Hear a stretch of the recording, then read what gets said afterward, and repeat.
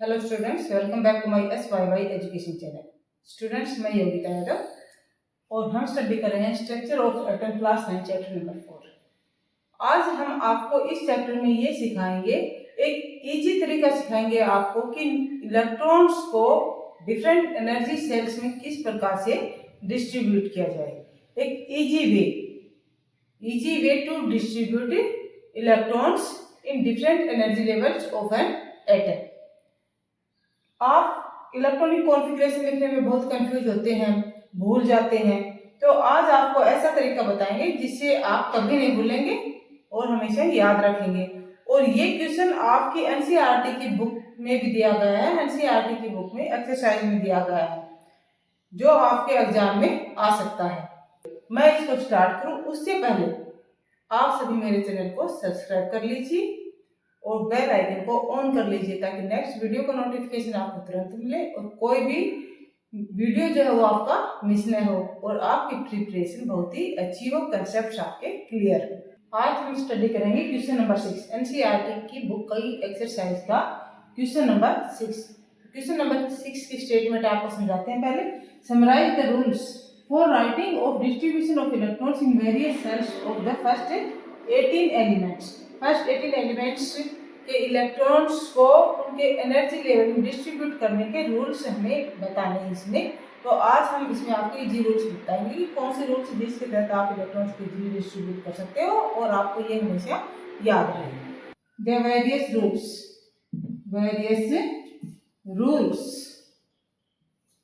To distribute electrons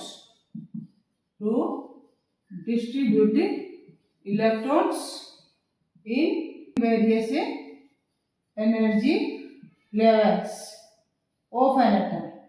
एक atom के अलग अलग एनर्जी लेवल्स में हम इलेक्ट्रॉन्स को किस प्रकार से डिस्ट्रीब्यूट करेंगे वो रूल्स हम बताते हैं। तो नंबर 1, पहला रूल क्या है?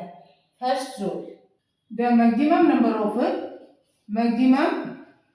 Number of electrons can be accommodated in energy level of an atom is given by 2n square। कौन सा फार्मूला लगेगा यहाँ पर? 2n square। n stands for number of energy levels। n stands for number of energy level, यानी कि sales, जो sales है उसके लिए आया है n। तो कौन कौन सी सेल्स हैं जिनमें हम इलेक्ट्रॉन्स को फिल करते हैं? फर्स्ट 18 जो हमारे पास फर्स्ट 18 एलिमेंट्स हैं उनमें कौन कौन से सेल्स आते हैं? K, L, M, N, ये सेल्स आती हैं। इनका नंबर क्या हो जाएगा? 1, 2, 3 एंड 4। तो फर्स्ट सेल के सेल में जब हम इलेक्ट्रॉन्स को फिल करेंगे तो कितने इलेक्ट्रॉन्स आएंगे? ये फार्मूला लगाएंगे हम 2n स्क्वायर। 2n की वैल्यू क्या है यहाँ पर? 1 का स्क्वायर किसी क्या आएगा? 1, 2 इंटू 1 यानी कि 2। तो फर्स्ट सेल जो है के सेल में कितने इलेक्ट्रॉन्स आएंगे? 2 इलेक्ट्रॉन्स आएंगे। नेक्स्ट एल सेल, एल का नंबर कितना है? 2। तो n की जगह पर हम लिखेंगे 2 यानी कि 2 का स्क्वायर और क्या गए ये हमारे पास 2 2 जा 4 यानी 8। तो इसमें कितने इलेक्ट्रॉन्स आएंगे? 8 इलेक्ट्रॉन्स आएंगे। क्या लिखेंगे हम यहाँ पर? L सेल में हम कितने इलेक्ट्रॉन्स फिल कर सकते हैं? 8। Next is M shell, formula लगा दिया हमने। 2 इंटू m का नंबर है 3 का स्क्वायर करेंगे तो क्या हुआ? 2 इंटू 3 जा 9, 18। तो जो m सेल है हमारी उसमें कितने इलेक्ट्रॉन्स आएंगे? 18 इलेक्ट्रॉन्स आएंगे। And next is n, next shell जो हमारे पास है वो है n सेल है। तो इसमें n का नंबर क्या है यहाँ पर? 4। तो क्या होगा? 2 इंटू 4 का स्क्वायर क्या आएगा? 2 इंटू 4 जा 16, 32। तो n सेल में कितने इलेक्ट्रॉन्स आएंगे हमारे पास? 32। K में 2, L में 8, M में 18 एंड N में 32। ये था रूल नंबर फर्स्ट जिसमें आप इलेक्ट्रॉन्स को डिस्ट्रीब्यूट करेंगे। अब रूल नंबर टू क्या कहता है, जैसे हमारे पास ये हमने लिया कि LMN फर्स्ट 18 इलेक्ट्रॉन्स में N तक सेल्स आते हैं, तो इस हिसाब से लास्ट जो सेल है उसमें कितने इलेक्ट्रॉन्स होने चाहिए, 32 होने चाहिए। लेकिन रूल नंबर 2 क्या कहता है कि किसी भी एटम की जो आउटरमोस्ट सेल है उसमें 8 इलेक्ट्रॉन से ज्यादा नहीं आएंगे। उसकी कैपेसिटी है 32 इलेक्ट्रॉन्स लेने की, यदि n सेल उस एटम की लास्ट सेल है तो, लेकिन उसमें 8 इलेक्ट्रॉन आएंगे। यदि किसी एटम की लास्ट सेल m है तो उसकी कैपेसिटी है 18 इलेक्ट्रॉन्स लेने की, लेकिन वो सेल आउटर मोस्ट है तो उसमें 8 इलेक्ट्रॉन्स ही आएंगे। उसकी कैपेसिटी ज्यादा है लेकिन आउटर मोस्ट होने के कारण उसमें 8 इलेक्ट्रॉन्स ही हम फिल कर सकते हैं। तो rule number 2, the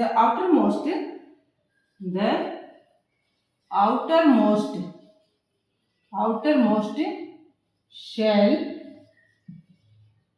can accommodate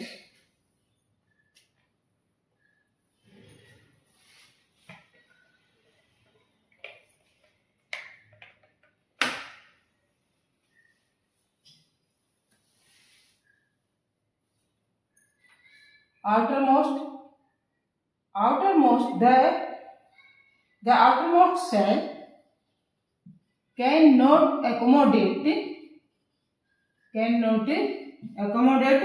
more than 8 electrons, even if it has capacity to accommodate more. It has a capacity to accommodate more,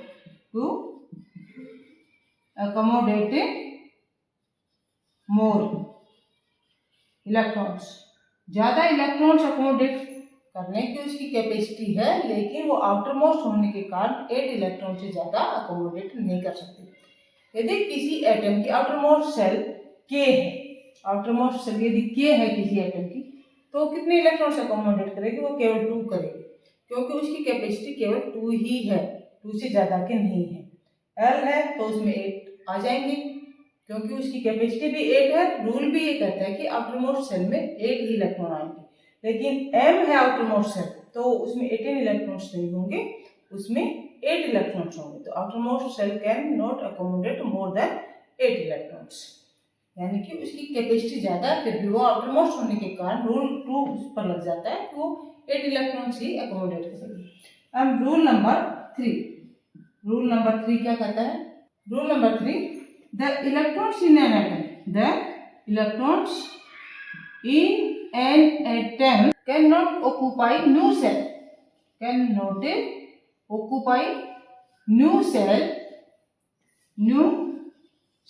until inner cells are completely filled. Inner cells are completely filled.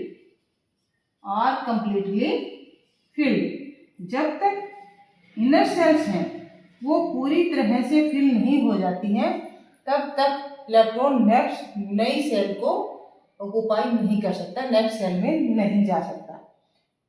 तो so completely filled with electrons.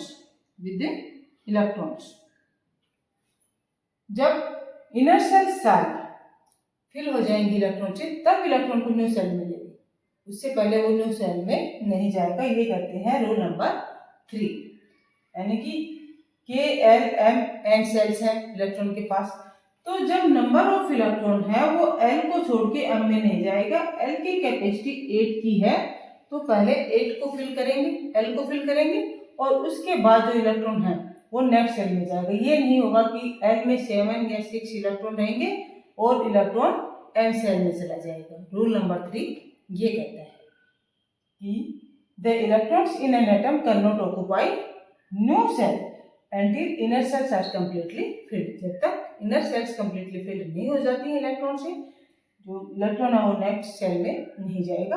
तो ये 3 rules हैं first 18 elements में electrons को distribute करने का। First 18 elements के atoms में जो डिफरेंट एनर्जी सेल्स हैं, डिफरेंट एनर्जी लेवल्स हैं, उनमें इलेक्ट्रॉन्स को किस प्रकार से डिस्ट्रीब्यूट किया जाए, उनके लिए ये 3 रूल्स हैं, बहुत ईजी है, इनको आसानी से आप समझिए। फर्स्ट रूल आपकी समझ में आ गया तो सेकंड और थर्ड रूल आप उसमें फॉलो करेंगे तो आपका इलेक्ट्रॉनिक कॉन्फ़िगरेशन जो आप लिखेंगे वो कभी भी गलत नहीं होगा। तो याद रखें, फर्स्ट रूल में फार्मूला लगाएंगे आप 2n²। सेकंड रूल कहता है आउटर मोस्ट सेल में 8 इलेक्ट्रॉन्स नहीं होंगे, और थर्ड रूल कहता है कि इलेक्ट्रॉन को नई सेल जब तक नहीं मिलेगी जब तक कि उससे पहले वाली सभी सेल्स यानी कि उससे पहले जो इनर सेल्स है वो सारी कंप्लीटली फिल्ड नहीं हो जाए। तो इन तीनों रूल्स को समझिए, लर्न कीजिए और अपनी प्रिपरेशन अच्छे से कीजिए। Best wishes for the exam. Thank you for watching the video को शेयर कीजिए और लाइक कीजिए और बेल आइकन को ऑन कीजिए, मेरे चैनल को सब्सक्राइब कीजिए। Thank you.